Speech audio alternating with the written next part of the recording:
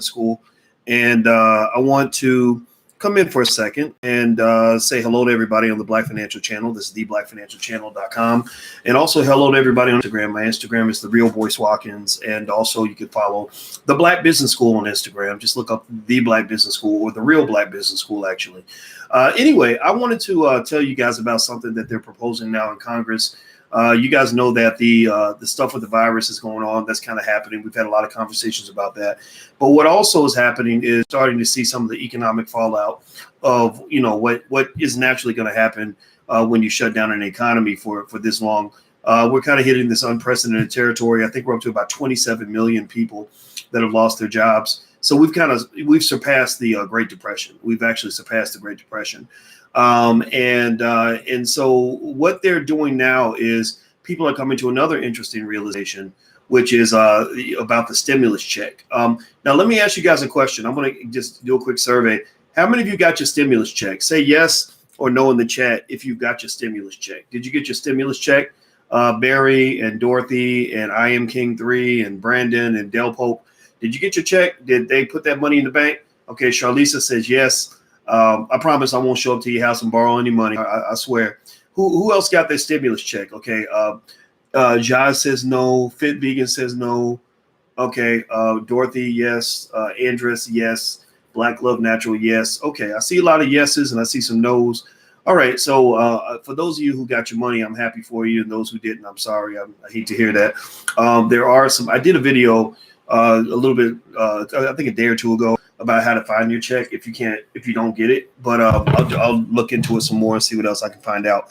I Am Nick says I'm not eligible. Well, I hope that's because you make so much money that they just realize that you don't need any help. So if that's the case, then I congratulate you for being paid.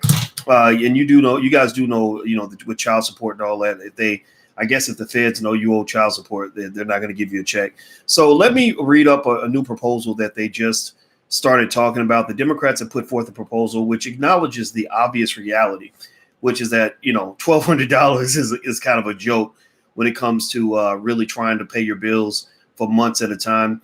And so what they're trying to pass is this act. Let me see. I think it's the Emergency something Act. Let me just read this to you and I'll kind of give you my take on it. They said Democrats Tim Ryan of Ohio, Representative Ro Khanna from California introduced a bill on Tuesday that would give Americans $2,000 a month until employment returns to the level it was before the economy was hit with a shutdown, which is going to be a long time. So you're talking about probably 2 years. Unemployment is very, very high. Again, 27 million people unemployed is a massive number. I don't think the number was anywhere near that before. I got to go look and see. Let me see. I've got some data in front of me. For the economy. Yeah, right now, according to usdebtclock.org, it looks like there's 27,862,262 people right now that do not have a job. The U.S. workforce is 136,183,361 people. So before you had about 1% of that would be about 1.3 million. So before you had about 4 or 5% unemployment. So maybe you were talking before about maybe 6 million unemployed. Now you got 27 million unemployed. And all that happened in a matter of days, really, in a matter of days. So anyway, they said pre-COVID-19 levels means that the unemployment ratio for people over the age 16 and older is greater than 60%, meaning employment to population. Okay, employment to population ratio is 60%. So let's see, the total population is 329 million. So I guess 60% of that would be 60 minutes over 240 million, right? Maybe 252 million people working. But that doesn't make sense. That's kind of but I guess I can see. No, that doesn't even make sense. That's a very high number. Maybe I did the math wrong. Let's see, half of that would be 170. No, that doesn't even make any damn sense. That's not that number doesn't add up to me. Anyway, they said that basically the people eligible for the money would be people making less than 130K per year, or couples making under 260. And they said a family of 4 with 2 children earning up to 260 per year would receive $5,000 a month. If you're unemployed, you're eligible for the money as well. College students will be eligible for the money. They were not eligible for the stimulus payment sent out last week if they were claimed on their parents' tax income as a dependent. Adults with disabilities were also left out of the stimulus payment. Since they could be claimed as dependents on other people's tax returns, they would be eligible for the Emergency Money for People Act. Okay. All right. So here's something else I saw that I thought was interesting. This was being pushed forward by a group of Democrats. It looks like Senator Cory Booker, Representative from New Jersey, Representative Elon Omar from Minnesota, and Representative Joe Neguse from a Democrat from Colorado, and Representative Roe. I think that's the other person we were talking about before. They don't have the last name here. Let's see here. Congress has made two separate proposals. One that will provide Americans over the age of 16 with $2,000 a month for 12 months, and one that would cancel rent and mortgage payments through the duration of the coronavirus emergency. So proposal one is the $2,000 monthly check, the one I just described. They also said that the checks would be easier to receive. They said that since not everybody has a bank or a home address, the Emergency Money for People Act calls for individuals to get this money through direct deposit, check, prepaid debit card, or mobile money platforms such as Venmo, Zelle, or PayPal. $2,000 monthly check eligibility. It looks like the eligibility. Let's see. Yeah, I already mentioned that to you. Now, proposal two is where they want to cancel rent and mortgage payments throughout the emergency. And so basically the representatives are calling for a nationwide cancellation of rents and home mortgages throughout the duration of the coronavirus pandemic, which is just it's utterly fascinating. I'll tell you guys what I'm not saying it's a bad thing. I mean, free money is always good. And I'm an advocate for the poor. And so I'm cool with it. I have some questions, and I'll just lay those out for you in a minute.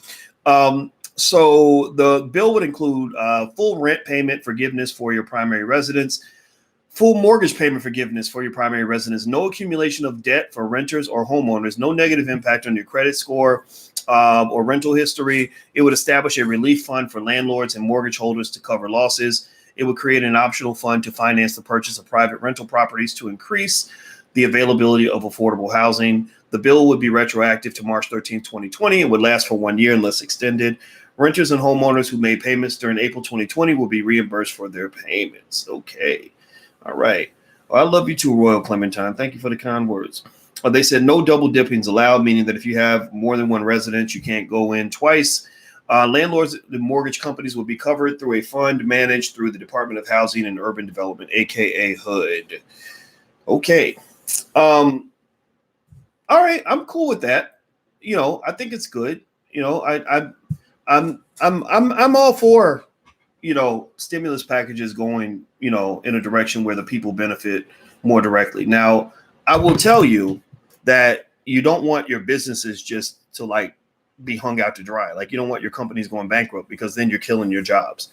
So just understand, the economy, the ecosystem, it's all connected. It's like if a wife, doesn't like her husband, if she kills her husband, then, her kids won't have a father, right? So she doesn't kill him. Maybe she straightens up his behavior, but she may not want to kill him, or he may not want to kill her. Maybe they actually want to work it out so they can just have a better family. So businesses and employees are kind of the same way. Workers, you get some people that tell you that, all business owners are bad, millionaires are all bad, companies are all bad. But remember, corporations, when they're doing what they're supposed to do, when they're properly regulated, they do create jobs. So for example, as a business owner myself, and I don't know how many of you in here are business owners, but one benefit of being a business owner is, that you're able, I can say okay, there are 20 people that I know of that I can name where I made sure they paid their rent this month because I gave them work, I gave them a job, and they helped me out as well, right? So I think you have to really, if you really want to understand this from a balanced perspective, and I think our country's kind of lost a lot of balance. I think we're getting very partisan with all of this. It's fascinating to me how my liberal friends all think that the virus is going to kill them tomorrow, and my conservative friends think that that they can't die. It's weird to me. I got conservative friends who are like, I'm going to church because I'm covered by the blood of Jesus, and I'm like, but the blood of Jesus, that's not medicine. That's not gonna save you. The blood of Jesus, you'll just die. You just have extra blood because it'll be your blood and Jesus's blood. But then my liberal friends, it's, when I present data, when I go to the CDC, do a screenshot, and I show them, I say, well, actually with active cases of this virus, there's 1.59 million active cases, globally. If you go look up the official worldometers.info, which is a site I've been following pretty closely, they tell you that there's 1.59 million active cases, and I could have sworn that 1.51 out of 1.59 million of those cases were mild. 4% were severe. 4%. Most of those were older people or people with pre-existing conditions. So when I present that data, I'll hear people say that I'm a denier of the virus, and I'm like, no, I'm not a denier. I think you're a denier of truth. I think you're a denier of facts. When facts become the enemy, that right there tells me that you've gotten too irrational to participate in this conversation. And so basically, here's the deal. I like the proposal. I think it's fine. I think that they're 100% correct that, $1,200 check ain't gonna cut it. What I'm curious about is this. If you go look up United States, the U.S. national debt, right now we're sitting at $24 trillion in federal debt. We were at 20 trillion not too long ago, and 20 trillion was way too high. 24 trillion is unbelievable. Now, if you look at now think about it like this. If you have an amount of debt, you might look at, if you look at the health of a company, you'll look at the debt they have, and the debt isn't high or low. It's no number means anything without being compared to something. So if someone says, is $1 million too much debt? Well, $1 million is a lot of debt if you're making $50,000 a year. But $1 million is no debt at all if you're making $10 million a year. You follow what I'm saying? Do you get what I'm saying? Stupid people need to leave the conversation. This is a platform for intelligent Black people. So if you're not intelligent and Black, you may want to leave, because I'm probably going to hurt your feelings, because I'm about to lay out some data for you. The U.S. government has 24 trillion in debt, and our annual tax revenue is only about $3.5 trillion. So that's like, if you want to compare it to something, imagine a person who makes $34,000 a year who is $244,000 in debt. So process that for a minute. You went to college, you got you a couple master's degrees, so you now owe $250,000, and your income is $34,000 a year. Would you consider that person to be financially healthy? Yes or no? Give me a yes or no. Do you think that a person that owes $250,000 in student loan debt, who makes $34,000 a year, is in good financial shape? Yes or no? Well, the answer is no. If you are in that category, if you're making $34,000 a year and you owe $250,000 in student loan debt, you made a mistake. You should not have gone to school for as long as you did. I mean, even a person that has $88,000 in debt and makes $34K has a big burden in front of them. But $250,000, it's insane. So, what you have in America is a really interesting situation where, during the Reagan era, when Ronald Reagan got shot, that's what I've nailed it down to. When Ronald Reagan got shot, that changed the course of history, because if Reagan had not gotten shot, I don't believe he could have gotten all his proposals passed the way that he did, because everybody feels sorry for him. When a president gets shot, he suddenly becomes really popular just because he got shot. People start feeling sorry for him. Again, people are not rational. They're very emotional, whatever. So because Reagan got shot and he survived, they let all his bullshit get through Congress. And if you look back at the laws, the way Reagan changed the tax laws and everything else, what he did was he gutted the government. He allowed wealthy people to just literally feed off of the government in a way where the government didn't have what it needed, and rich people were going to get richer. That's when you went down that trajectory of extreme wealth inequality that you now have in America. So if I could go back in time, if I had a time machine and I could go back and change this, that's one thing I would change. I would either make it so that either Reagan doesn't get shot, or Reagan, if he gets shot, I'd want him to not come back from the shooting. Either survive and never and be fine and not be shot at all, or be gone. But the fact that he got shot and went to the brink and lived changed the course of history. So now you have a country where the government cannot afford to do the things that people want the government to do. So every time you have an economic crisis, here's what happens. Every time you have a boom, every time the economy is doing really well, The Republicans come along and they say, oh, the economy is doing great. We need to cut taxes. They start working on ways to cut taxes for corporations and cutting taxes for the rich. That's what Bush did, back around 2000, 2001. And then when there's a crisis, which right after Bush cut taxes, there was a big crisis called 9/11. Well, suddenly you're spending trillions of dollars on two, irresponsible wars in Iraq and Afghanistan, which is, again, these wars are making people rich. They're not declaring wars because they actually have to. They're declaring wars because the war is very profitable for certain people. And so you got these two incredibly expensive wars. And then you have the 2007 crash, where what happens then? Well, Obama comes in and they have to bail out the economy. Well, how do they bail it out? Well, they go deeper in debt. They go borrow a bunch of money. And in the first part of Obama's presidency, the deficit, skyrocketed. It wasn't this wasn't Obama's fault. There's a lot of crap you can put on Obama's shoulders. He wasn't. I don't feel that he was a president that was a friend to black people. I just don't feel that way. I don't care what you think. You can love him, you can hate him, you can think his wife and his children are beautiful. But in terms of, that benchmark of what did you do for black people, he does not pass that test, to be honest with you. That's what makes it so easy for Trump to run around and say that he's helping black people because Obama did nothing to compare to. All he has to do is say, I did more than him, right? Which in many cases happens to be true. So, but that's not but that particular thing you can't put on Obama, because that's kind of how you're supposed to get out of an economic downturn. Is you're supposed to make some monetary policy moves and some fiscal policy moves, but those moves are very expensive. It's just like, bailing your kids out if they're in college and one of your kids loses their job and you have to front them a bunch of money so they can get by, right? That's going to eventually have an impact on the household. So you saw that debt increase, when during the 2007 crash. Now you're seeing it happen again. Now these proposals are coming out,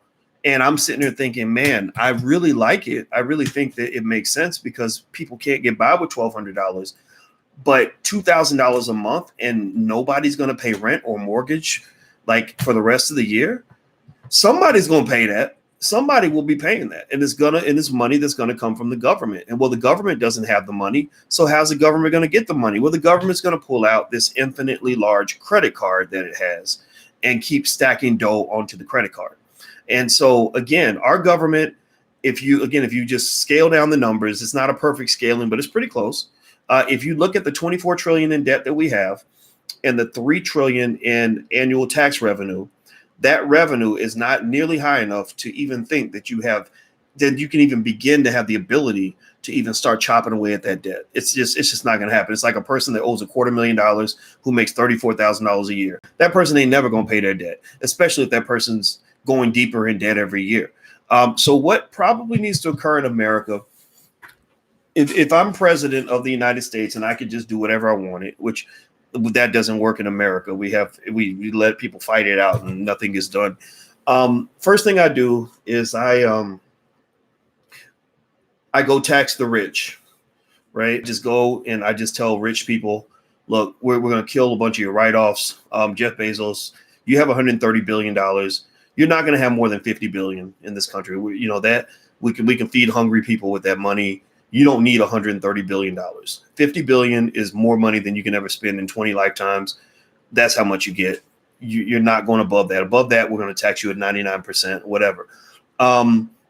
2, I go ahead and start figuring out. I would go to the Democrats and the Republicans, and I'd say, okay, we know this virus is out here, but we also know that we have a tough decision to make. We know that if we stay home forever, people are going to die because of poverty and homelessness and all the things that happen when you can't feed your family. Like people are going hungry. People are starting to revolt in different cities, Michigan, Texas, other places. They're starting to actually go to the Capitol and protest. And they're having to show up at food shelters or whatever because they're running out of food. And so I think that you have to at least have some degree of discernment. You can't sort of treat something like this with a broad brush. So, for example, in my town, we didn't have that many cases to begin with. I don't think we've had any deaths in my town. And our mayor got on his podcast and said, congratulations, there's no new cases of corona. So now people in the town are like, well, why are we sitting up in our houses scared of each other if there's no new cases? Like, that's great. So now what? What's going to change now? Do we sit still and life never changes, or do we do something now? Okay, are we allowed to get back to our regular lives? Because while you're waiting, and waiting it out, people's businesses are dying. So I think that that all of this is fine. I don't know what the political agenda is here. There is an agenda. Everything has an agenda. Um, I'm concerned about the fact that people are not even looking at the data anymore. Like I think you could literally tell people, another 1,000 people died today from coronavirus, and people will still feel like you need to still stay in the house forever. So I think that maybe one thing we could do is say something like, look, if you're hungry enough and you need money and you want to risk it, then you're allowed to leave your house and go to work. If you want to stay home, then fine, you can stay home until you feel comfortable leaving the house. You're not going to get paid, so you better have the money to stay home, or be willing to just be hungry. But we can't let stupid people run the country who are fearless, and we can't let scared people run the country who are always scared all the time, no matter what. I got relatives in my family. It's funny. I got one relative who is a Fox News watcher, another relative who is an MSNBC watcher. And I listen to each of those people very carefully.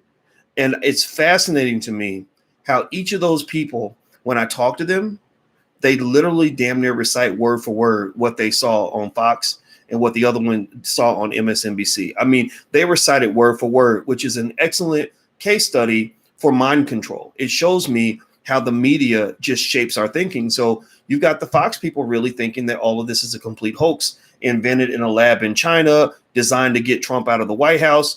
And, and the thing about these hoax theories is that there may be elements of truth. I do believe that there's a political agenda kind of at work here, but you can't act like it's not real. But then you've got the liberals who it's fascinating how they're so damn scared.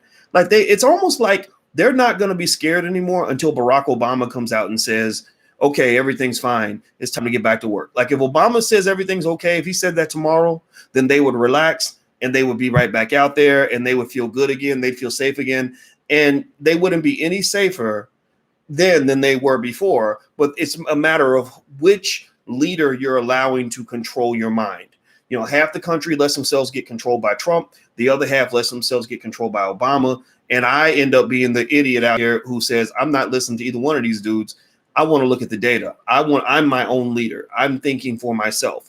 And that means that I'm going to go and I'm going to look at the Center for Disease Control. I'm going to listen to doctors. I've talked to so many doctors about it. And what really got my attention was when I started talking to physicians who are doing the work, who understand viruses very well, who were kind of laughing about it a little bit, who were kind of like, I mean, it's like, you don't want to get it. It's highly contagious, but it ain't really that bad. Like, I know a pathologist who does autopsies, and he just said that they just joke about it. Like the doctors just kind of joke about, like, basically, like, if somebody dies of anything, you just put corona on it. Like it doesn't, motorcycle crash, it was probably corona. And so when I heard that, I was kind of like, really? And then I come back and I share this stuff, and I already know people are going to get mad because in some cases people are probably just mad because it happened, like it was close to them, right? Like they saw it happen to somebody, and that can make it seem bigger for you because you actually know somebody that was affected. And in those cases, I feel really bad because I don't want to hurt anybody's feelings. It reminds me, like my assistant. My assistant used to always be scared to go to New York. She's not my assistant anymore, but going to New York was the scariest thing in the world for her because she lived in the South. She always thought if you go to New York, you're gonna get mugged, raped, killed, whatever. And so I was like, look, New York is cool. I've been to New York 100 times. It's fine, And one time we went to New York, and I swear to God, the first day she got to New York, she happened to be in Brooklyn, and on that corner in Brooklyn, somebody happened to get shot in the head right in front of her, right near where she was at. And at that point, I was like, damn, like now I'll never convince her that New York's not a place that everybody gets killed every day, And so how do you explain, someone said, how do you explain so many bodies? I think that there are bodies out there, thousands of people die every day just because, like that just happens. Like there's a lot of death that occurs. I mean, if you want to, what if we stacked up? What if every time a black person died from diabetes or from obesity or from heart disease, we stacked the bodies up on TV and showed them on TV? What if we did that every single day? Like literally every single day, we showed all the bodies from all the black people that die every day from diabetes, heart disease, kidney failure, strokes, and other many things that are very preventable. Like that would probably scare you. That would probably make you think everybody was dying. Like, so sometimes your reality is shaped by what you are consuming and what you're thinking about and what you're looking at, and so it doesn't mean that it's not real. It just means that maybe in your mind, it may become bigger than what it's supposed to be. That's why I say, look at the data, because when I went to the site I love to go to, it's called, do me a favor, hit the thumbs up button, by the way. It's worldometers, worldometers.info. And so what worldometers.info is saying about the number of cases is that in the U.S., there are 738,000 cases and 39,000 deaths. Now, what I do is I compare that to the total U.S. population. The total U.S. population right now is 329,535,073 people. So 39,000, let me see, 1% of 329 million is about 3.29 million. So 1% of 1% is what you're talking about when you talk about the number of deaths. So that's about one out of every 1,000 or something? I'm not sure. But yeah, so 39,000 is, let me see, 1% is 3.3 million. So 1% of 1% would be about 33,000 or something like that, right? So you're talking about a small number in a big country, right? Also on this site, I saw some other stats that were really interesting where they were talking about the number of closed cases. Here we go. Now, here's what's interesting. Now, in the U.S., there appears to be a higher death rate when people get the virus than in other parts of the world. The other stat that I saw showed the death rate globally to be about 4%, but actually here it looks like it says 36%. So there's a huge disparity in the numbers. And the number of closed cases is 107,000 total cases that were closed. 64%, the majority, but still not a big majority, 68,000 of the 107 recovered and were discharged. 39,000 or 36% died. So that's kind of a big number. Like that's a big, now mind you, that does just include people that were sick enough to go to the hospital, right? A lot of people that got it stayed home, they recovered at home. So one study I read said that a lot of cases didn't get reported because people just got sick and they stayed home. Like I'm the kind of person who's not going to go to the doctor unless I'm really sick. I'm just not, I could be home coughing and, whatever, but I'm just going to keep sleeping or whatever. I'm not going to go to the doctor. I mean, I got to really be bad to go to the doctor. But then, the people that go to the doctor tend to be the worst cases. So those are the real stats. Those are real facts. If you want to know, am I scared when I go out of the house? And I'm not scared at all. They're just not. I don't wear masks when I go to the grocery store. I just figured that there's always stuff out here that could kill us all the time. And I just think if you're not going to protect yourself from all the things that can kill you, why protect yourself from this? It doesn't mean I'm going to do anything stupid, but I think, you got to start thinking about the quality of your life at some point. And, do you want to spend the rest of your life living under your bed? To me, I'd rather just die then. If I'm not going to get a chance to live, then I'm rather not be here. Right. So that's my belief. I hope they pass the bill. I don't think they will. I don't think they have the money. But if they do pass it, they're going to have to tax the rich, which is interesting because it's going to kind of make our country a little more socialist. But our country needs to be a little more socialist. So I'm not totally opposed to that. I just hope that it's done with reason and rationality, because, if you start thinking of business as the enemy all the time and you're trying to destroy businesses and you think that giving everything away to the poor is going to make the economy better, then that's a huge mistake, because countries that have done that have said, no, we're going to take everything from the rich and give it all to the poor.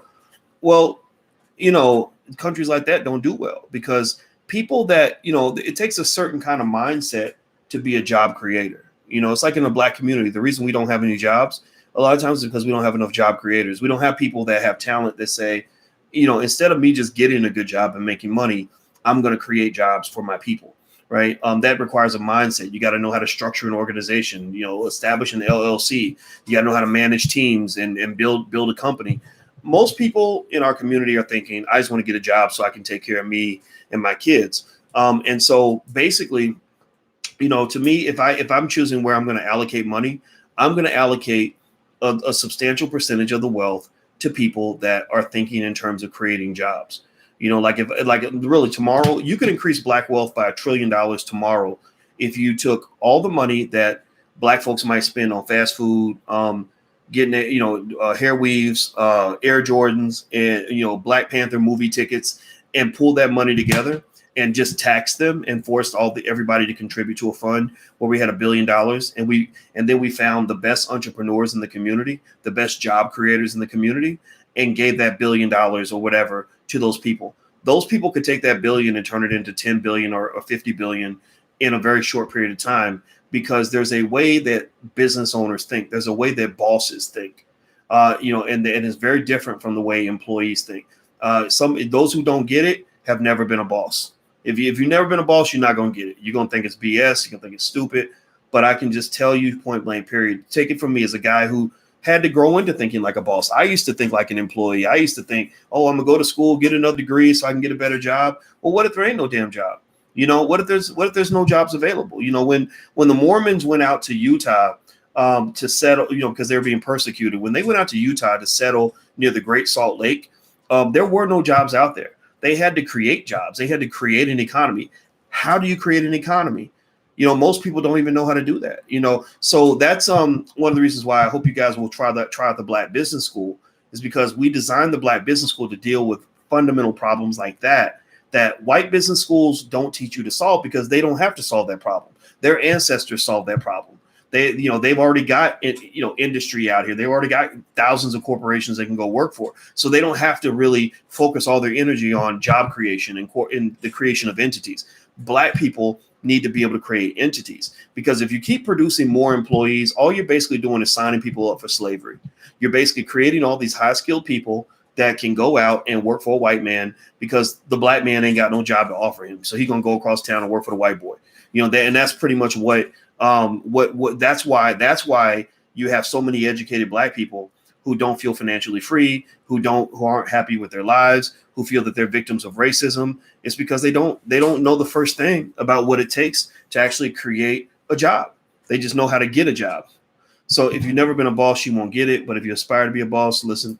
Yeah. Well, thank you very much for that testimony. I appreciate that. But I'm just telling you guys, like, that's what we need. Like, if you ask me, like, what are the solutions for black people? One big solution is, I think that the kids are like the key. I think that if we just, create a generation with hundreds of thousands of kids that are thinking boss level thoughts, entrepreneurial thoughts, like, what does it mean to manage a team? What does it mean to, be a boss? Then what's happening is, you think about it, it's like sports. If everybody wants to be a player in the game, then all they know how to do is go out with their ball and look for a game. If there is no game, then they don't get to play. But if you have people that are thinking like coaches and team owners and league commissioners, then you're going to have the ability to create a game, right? If you think about even in basketball, when we would go out and play basketball, everybody would want to play in the game, but somebody had to have the vision to say, okay, you five get over here, you five get over here, and now we're going to create this game. So we don't need people that are just ready to play the game. We need people that are ready to change the game and create the game. So game changers are CEOs, they're bosses, they're entrepreneurs. That's what I think you should train your children to be. Okay, so anyway, I'm going to go, guys. And by the way, if you want to check out our program for children, we have a Black Business School for kids. We believe Black children should go to business school at the age of 7 or 8 years old. So if you'd like to go take a look, you can try out our program. It's at blackmillionairesoftomorrow.com. That's blackmillionairesoftomorrow.com. And the first month costs $1. So for 30 days, you can get in for $1. It's blackmillionairesoftomorrow.com. And part 2 of Black Millionaires of Tomorrow, if you've already completed that program, is called the Black CEO Factory, the blackceofactory.com. So those are part 1 and part 2. The Black CEO Factory covers entrepreneurship, and it has some other modules with puppets and stuff that makes it fun for kids.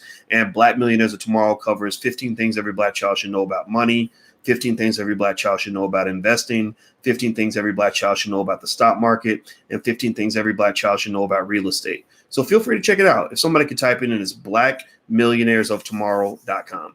So check it out. It's only $1 for the first month. If you don't like it, we'll give you $1 back. But if you do like it, we hope that you'll stay, because I know for a fact that it'll make a lifelong difference in your kids. Like, your kids won't just be doing better than most Black kids. They'll be doing better than most Jewish kids. They'll be doing better than most Asian kids. They'll be doing better than most white kids, because other communities, I don't think, have a large scale effort to get all their children in business school like that. And so if you want to know the big master plan, everybody has an agenda. My agenda is a Black agenda, in which I'm not really trying to change everything now. It's too much work. I want to change everything in the year 2070. I believe that by the year 2070, when my plan really starts kicking in, you're going to see Black people actually surging ahead of other communities when it comes to just everything involving wealth building, ownership, things like that. Like, there's just a way an owner thinks. There's a way a boss thinks. There's a way an investor thinks. And if you're not thinking like an owner, like an investor, then what's going to happen is you're going to be, poor, P-O-O-R, passing over opportunities repeatedly. You're going to be poor. The people that don't know how to think that way, you give them $1 million, the money's gone. You give them $1 billion, the money's gone. Look at Antoine Walker, for example, who went to the NBA and made $110 million. That money disappeared. And it was because of his mindset. He's just thinking like a consumer, like a spender. He's not thinking, like, okay, this is enough money to establish a large scale organizational infrastructure that can employ, hundreds, maybe thousands of people. He's thinking, oh, now I can go to the club and really make it rain on the strippers. Or now I can, play poker with Michael Jordan and I can spend $100,000 a hand. Right. And that's mindset. So much of that is mindset. And so just as I'm brainstorming and kind of talking about this with you guys, I can tell you one thing Alicia and I talk about, because Alicia's a therapist. She's an expert in the subconscious mind and mind control and a lot of the topics I talk about. We actually discussed, I know she helped me put together a workbook on financial anxiety. And basically, and I'm going to give it to you guys for free. So get in the Black Business School, even do a free membership or something, because I'm going to give it to all the students in the school for free. But basically in the workbook, it helps work through the financial anxieties we have, and also it's led me into a deeper exploration into financial psychology.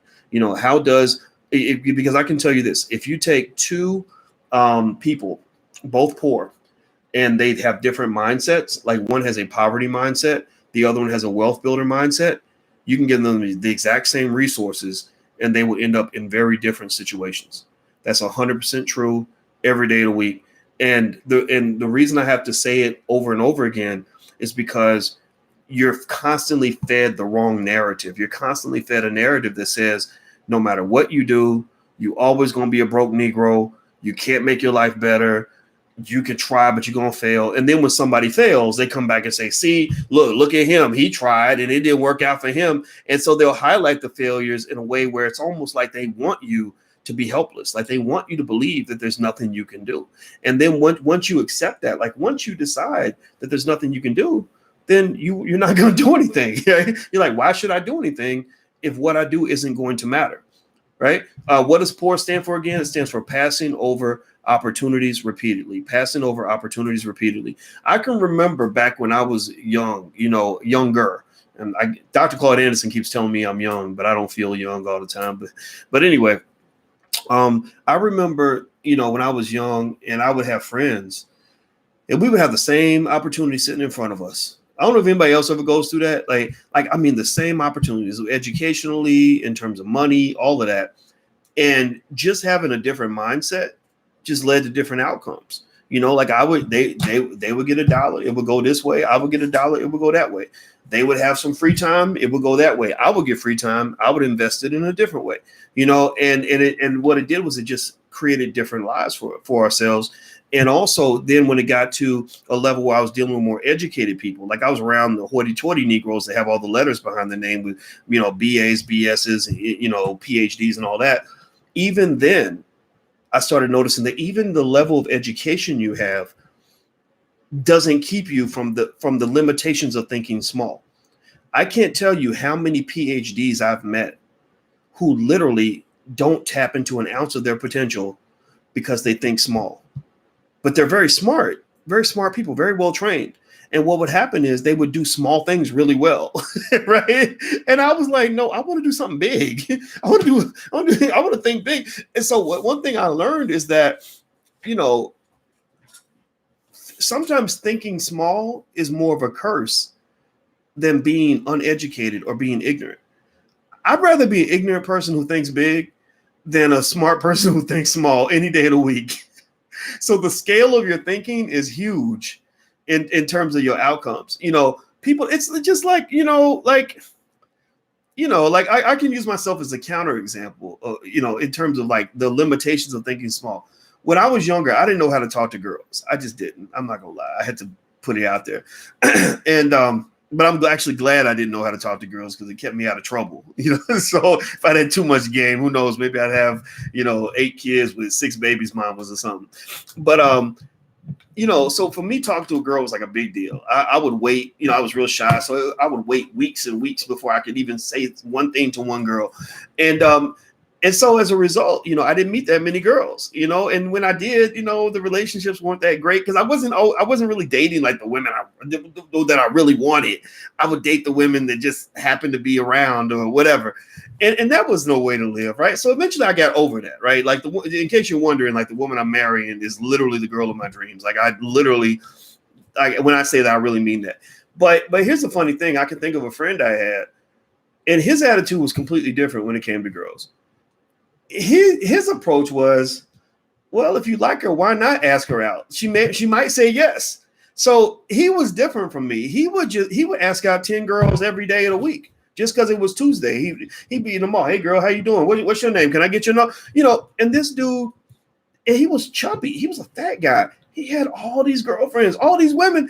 And it was basically because he was thinking bigger. He was like, why wouldn't I go and talk to the prettiest girl in the room? Like, why would I settle for the person I really don't want, just to be safe? I might as well go for the prettiest girl. All she can do is say no. Like, it was a whole different attitude, Now, so I don't know if that's the perfect analogy, but I really think life kind of works that way in a lot of situations. I think people that just think bigger, that just go for bigger goals, they have more confidence. I mean, confidence is a big thing.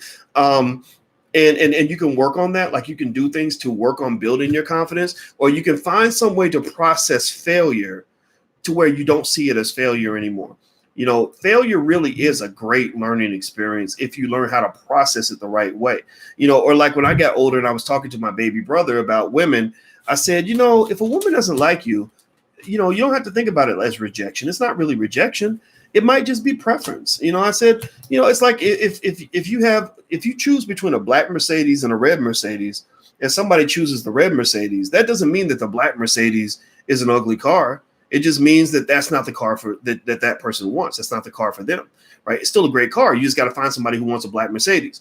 So, so over time, a big part of my so-called success in life and my ability to think big and go hard and accomplish, the things that I've accomplished really came down to saying, you know what, man, fuck it. I might as well go for it.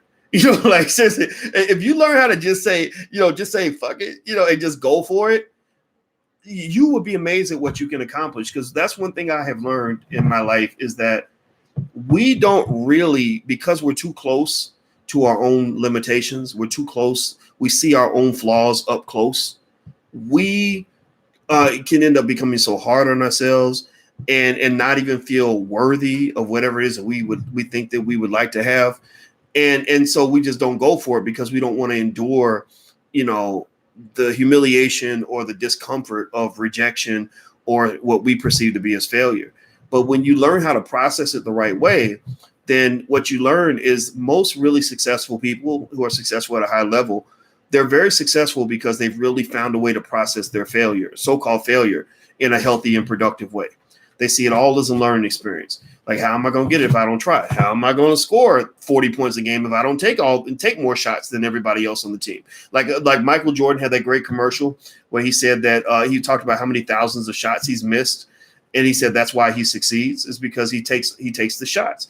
So in your life, I encourage you to pick the areas that matter to you. Pick the areas where you want to see, your potential show itself, and start taking shots. Just find a way to start taking those shots and forgive yourself for not being perfect. Because I can tell you, as a person who I'm admittedly, I'm gonna go ahead and stand on the soapbox and allow myself allow myself to label myself as a guy that people look up to. Maybe I'm a person who has accomplished a few things, and I get that respect. So I'm going to leverage that for one moment, and in as humble of a way as possible, to say to you, as that person who appears to have accomplished a lot, the greatest achievement of my life is the fact that I'm okay with failing. I'm okay with looking stupid. I'm okay with doing it wrong. I'm okay with trying and coming up short, because I know that if I just keep on trying, eventually I'm gonna get it right, and I'm always going to end up in a better position than I was before I started. So that right there is a huge key to success. So carry that with you, and I hope that helps somebody who's listening. And I didn't mean to be long-winded with it. I didn't even plan on talking about that, but I just want you to figure out what you want out of life, man, because life is too short to not get what you want.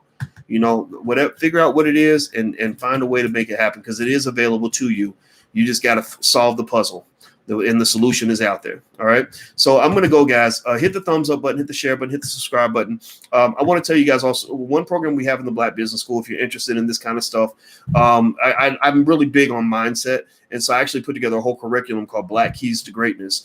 And you can check it out. It's a program. A lot of our stuff is structured as programs. There's a 30-day trial for $1. So if you want to try it, you can go to blackkeystogreatness.com. That's blackkeystogreatness.com. I think you're going to like it. And again, if you don't like it, we give you your money back. But I think you're going to like it if that's something that is holding you back and is achieving your goals and stuff like that. It's very, very good about that. So anyway, take care, guys. I'm out of here. Have a good day, and thanks for listening. I'll see you soon. Have a good day. Peace.